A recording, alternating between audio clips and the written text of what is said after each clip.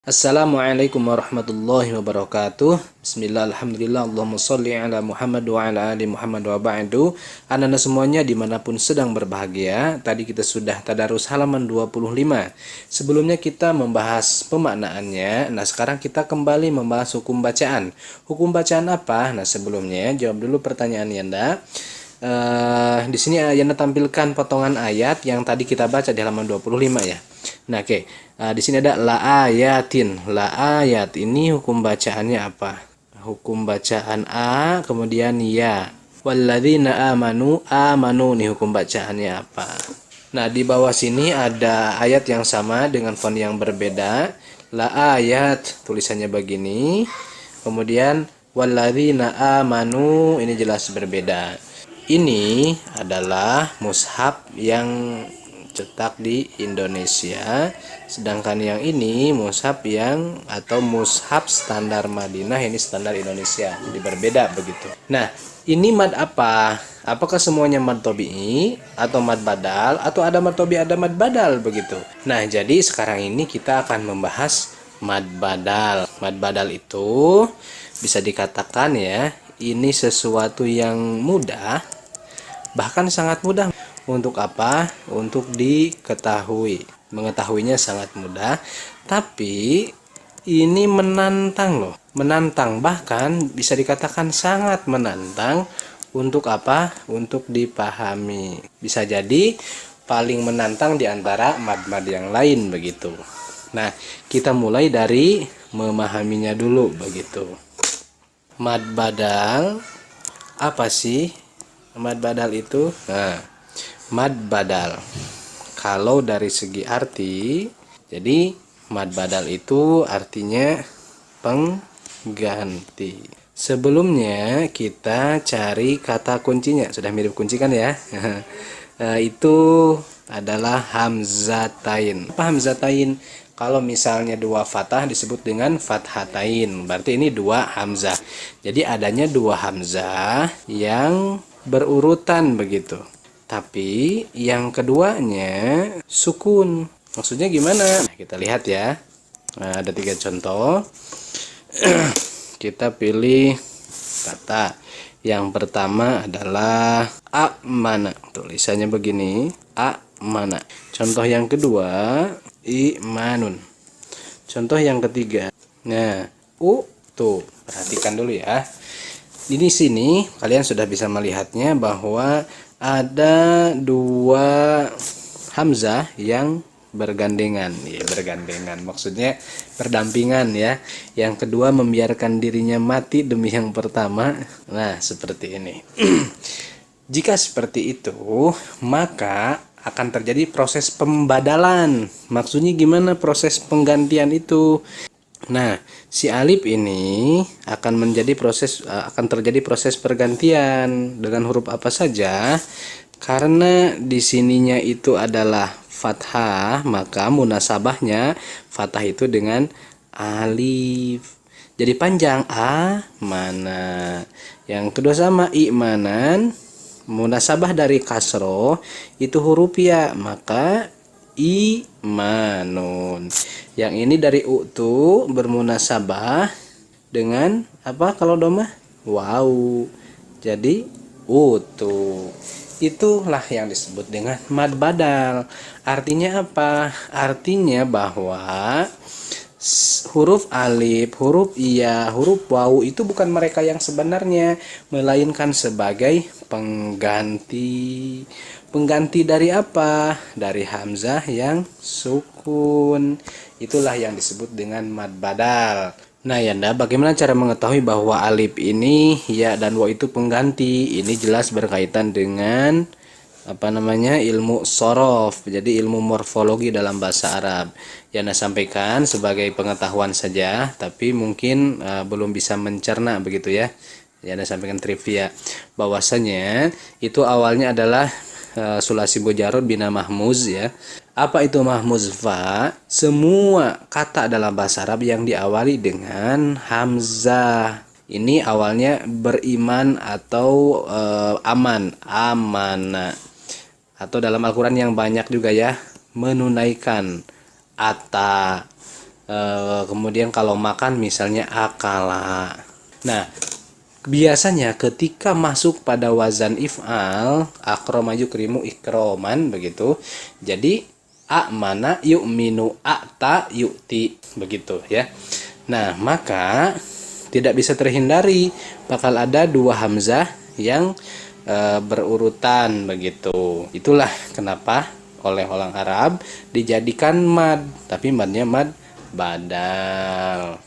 Baik, Anda hapus trivianya. Sekarang yang ini dia cara penulisan. Untuk penulisan yang seperti ini bisa dua dalam grafologi atau cara penulisan dalam bahasa Arab. Ingat ya, ini berkaitan dengan grafologi. Yang pertama apa? Yang pertama bisa ditulis amana, hamzah mandiri, hamzah tunggal begitu. Jadi ini alifnya ditulis atau hamzahnya pakai rumah alif. Tapi alif yang ini si alifnya menjadi tanda di sini pindahin jadi amana begitu. Jadi kejawab tuh yang tadi, ini adalah mad badal, ini adalah mad badal. Patokannya adalah alifnya pengganti. Apakah setiap yang seperti ini mad badal? Tidak. Ingat ya, katanya ini masalah grafologi. Dalam penulisan bahasa Arab, jika ada yang misal ya, alhamdulillahirabbil alamin. Itu awalnya normalnya biasanya kita begini. Hirabbil alamin. Ini ada panjang ainnya, panjang kan? Boleh ditulis dengan begini. Tapi pindah ke sini alif yang ini alamin. Ini adalah masalah grafologi saja. Nah, dalam standar Madinah yang alif seperti ini tetap ada harokat fathahnya di sini. Jadi double. Ingat ya, tidak semua yang seperti ini adalah mad badal. Ini hanya cara penulisan saja atau grafologi saja. Ingat itu.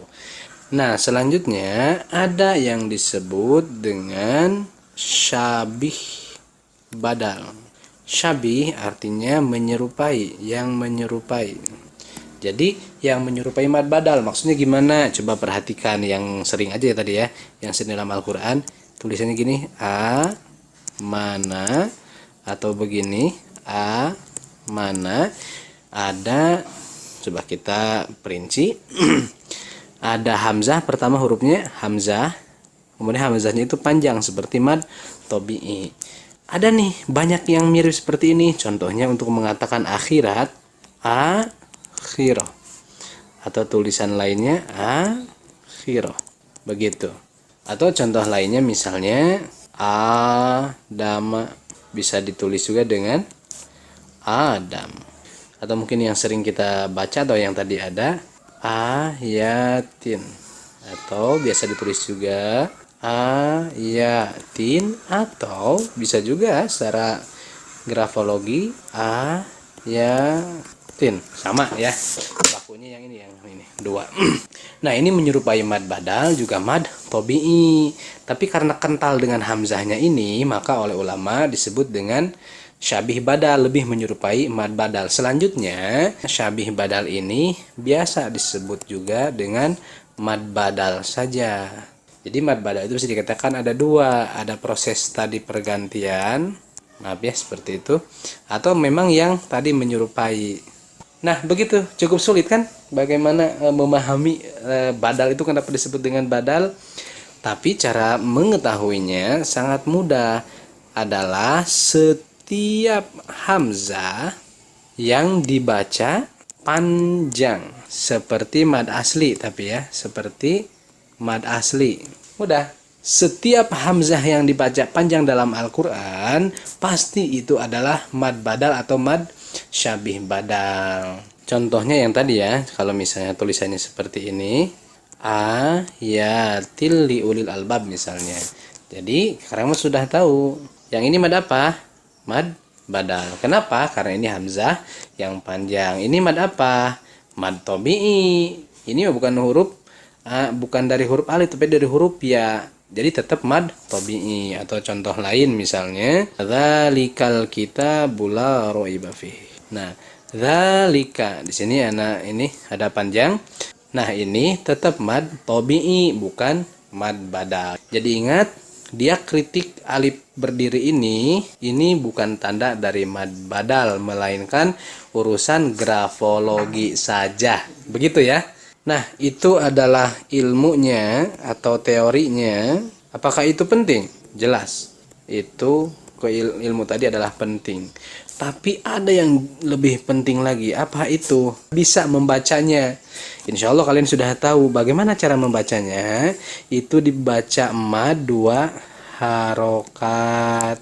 Nah, ini yang biasa kita ikutin dari Imam Hafiz ya. Sedangkan imam yang lain itu ada yang mengatakan jawaz. Ingat ya, jawaz itu apa? Jawaz itu bisa dibaca madnya mad qasar. Loh, kok mad tapi qasar? Yaitu 2 harokat.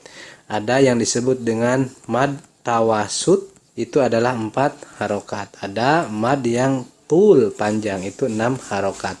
Jadi Yana sampaikan ini supaya kalian tidak aneh jika nanti bertemu misalnya membaca wabil akhiratihum wabil akhiratihum, jangan aneh, itu riwayat yang lain, tapi kita yang biasa kita ikutin adalah yang ini ya, Imam Hafiz 2 harokat. Baik, nah tapi ada yang lebih penting lagi dari bisa membaca apa? Jelas, mau baca Al-Quran. Ini tujuan kita, ini yang lebih penting ya. Nah, ini yang lebih penting. Nah Yanda, jika saya baca Al-Quran, antara tahu ilmu dengan tidak, apakah itu pahalanya berbeda? Jelas semuanya dapat pahala, tapi kalau berdasarkan keumuman hadis yang mengatakan bahwa fadlul alim, nah itunya, kafadlil komari ala sairil kawakib. Artinya adalah keutamaan orang yang berilmu dibanding dengan fadlul alim alal abid, dibanding orang yang beribadah tapi tidak dengan ilmunya, itu seperti keutamaan bulan dibanding seluruh bintang. Kita tahu ya, bulan ada 1, bintang itu banyak, tapi lebih terang mana yang terasa bagi kita? Terang bulan, begitu. Jadi kita perdalam ilmunya, pelajari keilmuannya untuk diaplikasikan ketika kita membaca. Itu saja, mudah-mudahan ada manfaatnya. Terima kasih. Wassalamualaikum warahmatullahi wabarakatuh.